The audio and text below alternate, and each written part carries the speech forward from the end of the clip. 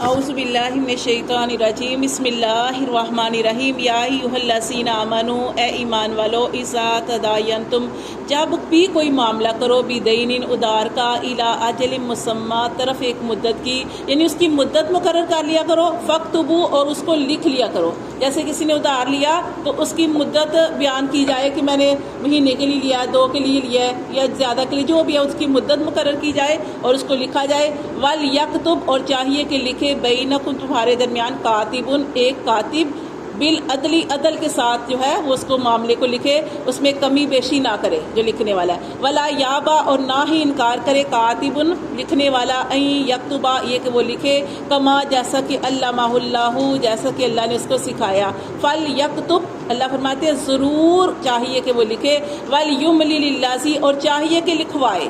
ٹھیک ہے، پہلے تو کاتب کی بات کی کہ کاتب جو ہے وہ لکھے، پھر اللہ فرماتے ہیں کہ وہ لکھوائے الذی وہ جو علیہ الحق جس پر حق ہے، کہ جس نے قرض لیا ہے، جس نے کوئی اس طرح کا معاملہ کیا ہے وہ اس معاملے کو لکھوائے۔ ولیتق اللہ اور اللہ سے ڈرے ربہ اپنے رب سے کہ وہ بھی اس میں کمی بیشی نہ کرے، جتنا جو کچھ اس نے لیا اس کے مطابق اس کو لکھوائے۔ ولا یبخس منہ شیئا اس میں کسی قسم کی کمی نہ کرے۔ فإن کان الذی پھر اگر ہے وہ شخص علیہ الحق جس پر حق ہے، سفیہا وہ بے وقوف ہے، او ضعیفا یا کمزور ہے، او لا یستطیع یا وہ استطاعت نہیں رکھتا ان یملا لکھوانے کی، ہوا فلیملل تو چاہیے کہ لکھوائے ولیہ اس کے جو ولی ہے اس کے سرپرست ہے، بالعدل عدل کے ساتھ۔ واستشہدوا اور گواہ بنا لو شہیدینی 2 گواہ، کہ کوئی بھی آپ معاملہ کر رہے ہو تو اللہ نے فرمایا کہ لکھو، دوسرا اللہ تعالیٰ نے فرمایا کہ کیا کرو، گواہ بنا لو، 2 گواہ ہونے چاہیے۔ من رجالکم تمہارے مردوں میں سے، فإن لم یکونا پھر اگر نہ ہو، رجلین 2 مرد نہ ہو، فرجل تو ایک مرد، وامرأتان اور 2 عورتیں۔ اگر 2 مرد نہیں ہیں تو پھر 1 مرد اور 2 عورتیں۔ اب 2 عورتیں کیوں؟ 2 عورتوں کی گواہی 1 مرد کے برابر سمجھی جائے گی۔ نبی صلی اللہ علیہ وسلم کی ایک حدیث ہے جس میں آپ سے ارشاد فرمایا کہ اے عورتوں استغفار کیا کرو، استغفار کیا کرو۔ تو ایک عورت نے پوچھا کہ یا رسول اللہ صلی اللہ علیہ وسلم وہ کیوں؟ یعنی ویسے تو کرنی چاہیے، نبی صلی اللہ علیہ وسلم بھی کیا کرتے تھے، لیکن آپ صلی اللہ علیہ وسلم نے ساتھ یہ بات ارشاد فرمائی نا، اس لیے کہ میں نے جہنم میں عورتوں کو زیادہ دیکھا ہے۔ تو عورت نے پوچھا کہ اللہ کے رسول جہنم میں عورتوں کو زیادہ دیکھا، اس کی وجہ آپ نے فرمایا کہ تم لان تان زیادہ کرتی ہو، خامدوں کی ناشکری کرتی ہو، اور اس کے علاوہ تمہارے اندر کمی ہے۔ کون سی کمی ہے؟ ایک تو عقل کی کمی ہے اور دوسرا دین کی کمی ہے۔ کہا کہ عقل کی کمی کیسے؟ کہا کہ عقل کی کمی یہ ہے کہ جو 2 عورتوں کی گواہی 1 مرد کے برابر ہے، اور دین کی کمی وہ جو تمہارے جو چھٹیاں آ جاتی ہیں تو وقفہ آ جاتا ہے، نماز نہیں پڑھ سکتی، قرآن یعنی جب عبادت سے رک جاتی ہو۔ اور پھر نبی صلی اللہ علیہ وسلم نے یہ بھی ارشاد فرمایا کہ بے شک تمہارے اندر عقل کی کمی ہے، لیکن عقل کو یعنی کہ دوسروں کی عقل کو ختم کرنے والی بھی تم ہی ہو، عقل مارنے والی بھی تم ہی ہو۔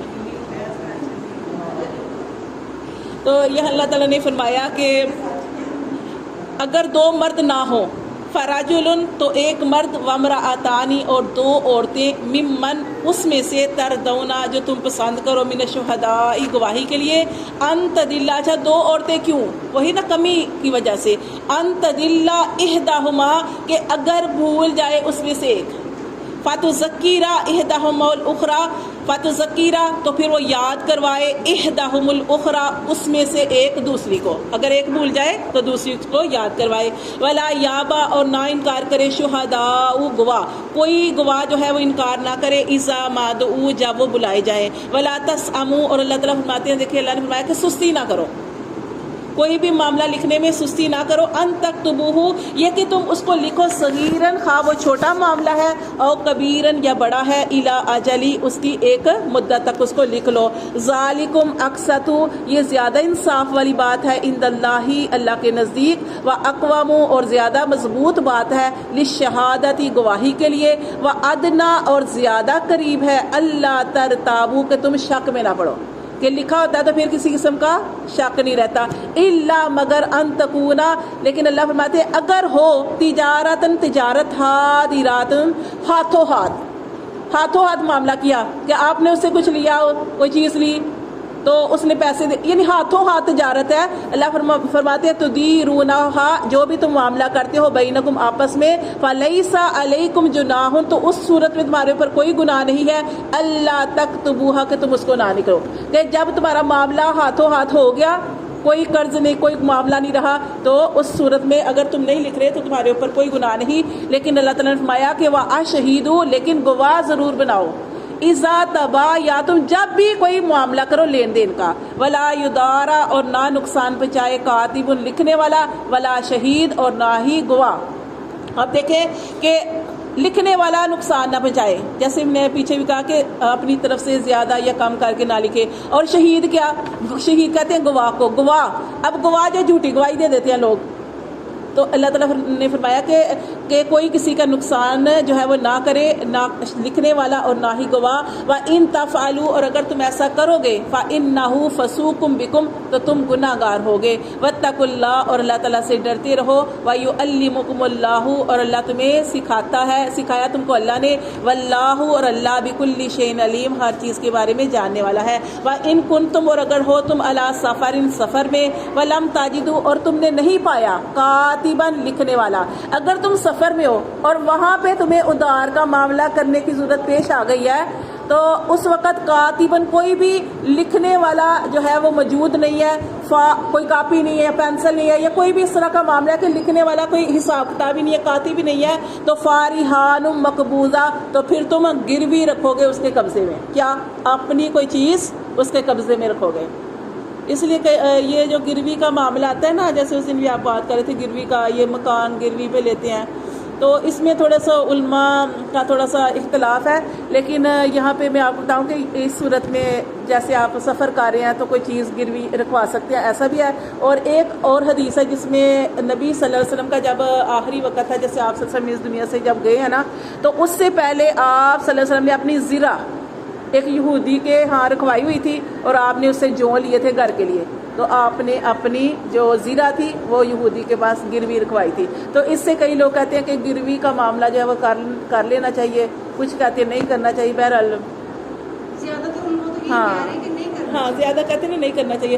لیکن یہ جو حدیث ہے نا نبی صلی اللہ علیہ وسلم کے بارے میں زیرہ اپنی انہوں نے رکھوائی ہوئی تھی گروی تو اس لیے نا یہ اختلاف ہے نا اس میں علماء کا اختلاف ہے. کچھ کرتے ہیں کہ کرنا چاہیے کچھ کہتے ہیں کہ نہیں کرنا چاہیے گروی کا. تو یہاں پہ بھی یہ بتایا جا رہا ہے کہ اگر تم سفر میں ہو اور تم کوئی لکھنے والا نہیں پا رہے فارحان مقبوضہ تو اپنی کوئی اپنی چیز اس کے پاس آپ گروی رکھوا دو کہ گروی رکھواؤ گے جب اس کی رقم جو واپس کرو گے تو وہ تمہاری چیز واپس کر دے گا. تو یہاں پہ فَإِنْ آمِنَا پھر امن میں آ جاؤ بعضکم تمہارا بعض سے کہ پھر جب تم صحیح حالت میں آ جاؤ یعنی جب تم اب اس کی رقم جو ہے وہ ادا کرنے کے قابل ہو جاؤ فَلْيُؤَدِّ الَّذِي اؤْتُمِنَ تو لٹا دے وہ شخص جو امانت دار جو جس کے پاس امانت تھی امانتہ اس کی امانت کو واپس کر دے. وَلْيَتَّقِ اللَّهَ اور اللہ تعالیٰ سے ڈرے ربہ اپنے رب سے. وَلَا تَكْتُمُ شہادہ اور اب گواہی جو ہے اس کو بھی نہیں چھپانا چاہیے کہ جو بھی معاملہ تھا ٹھیک ہے لکھنے کا معاملہ نہیں نہ ہوا تو اب جو بھی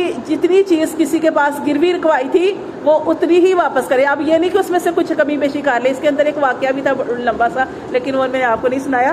تو مطلب کیا ہے کہ کوئی چیز اگر گروی رکھوائی ہے تو دونوں کے اوپر معاملہ ہے کہ جس نے رقم ادھار لی ہے وہ اتنی واپس کرے اور جو گروی رکھوائی ہے جو چیز گروی رکھوائی ہے وہ اس کو واپس کرے. اللہ فرماتے اللہ تعالیٰ سے ڈرتے ہوئے وَلْيَتَّقِ اللَّهَ رَبَّهُ اپنے رب سے ڈرو. وَلَا تَكْتُمُوا الشَّهَادَةَ اور گواہی کو مت چھپاؤ. وَمَن يَكْتُمْهَا اور جو اس کو چھپائے گا فَإِنَّهُ تو بے شک وہ آثم قلبہ اس کا دل گناہگار ہوگا.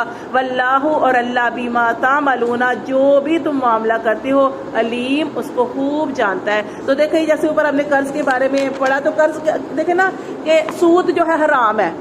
سود کے بعد کیا ہے سود کے بعد صدقہ. اللہ نے کہا صدقہ دو. اب صدقہ جو ہوتا ہے نا کئی لوگ ایسے ہوتے ہیں وہ کہتے ہیں ہم نے صدقہ نہیں لینا زکوٰۃ نہیں لینی صدقہ نہیں. پھر تیسری چیز کیا رہ جاتی ہے قرض. تو قرض جو ہے اچھی نیت سے لے سکتے ہیں آپ اچھی نیت سے لیں اچھی نیت سے اس کو واپس کریں. جب انسان حدیث میں آتا ہے کہ کوئی کسی کو قرض دیتا ہے نا تو قرض دینے والے کو اتنا ثواب ملتا ہے کہ جتنی رقم اس نے دی ہے نا مثال کے طور پہ کسی نے کسی کو 500 دیا یا 5000 دیا اب اس نے جتنی رقم دی ہر روز اتنی رقم صدقہ کا ثواب اس کے نامہ اعمال میں لکھا جائے گا ہر روز. جب تک کہ وہ رقم واپس نہیں ہوتی. اب کیا ہوا کہ اس نے رقم جو تھی جو مقررہ وقت تھا اس تک واپس نہیں کی. تو پھر وہ بندہ جو ہے یا عورت جو ہے وہ آئی, اس نے کہا کہ مجھ سے نہیں ہو سکا, میں مقررہ مدت تک نہیں دے سکی.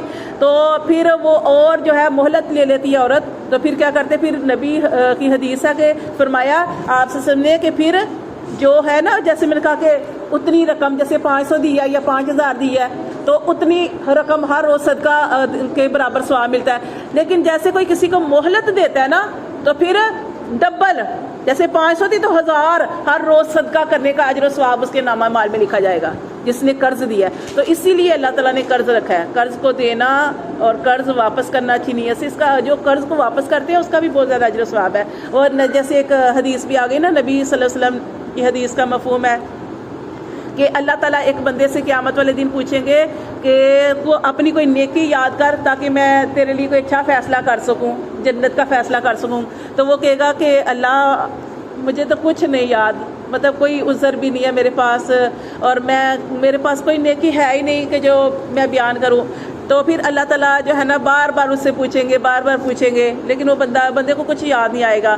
پھر اللہ تعالیٰ خود ہی فرمائیں گے کہ دیکھو میرے پاس تمہاری ایک نیکی ہے کہ اللہ نے تمہیں مال میں وسعت بھی دی تھی اور تم لوگوں کو قرض دیتے تھے, اور جب کوئی قرض واپس نہیں کر سکتا تھا تو اسے مہلت دیتے تھے. تو میرا بندہ ہو کے لوگوں کے اوپر آسانی کرتا تھا, تو میں تو تیرا رب ہوں, تو آج میں نے بھی جنت میں جانے کے لیے تیرے لیے آسانی کر دی. تو پھر اس طرح یہ نا جو آسانیاں کرنا معاملات کے اندر, تو اس طرح کر سکتے.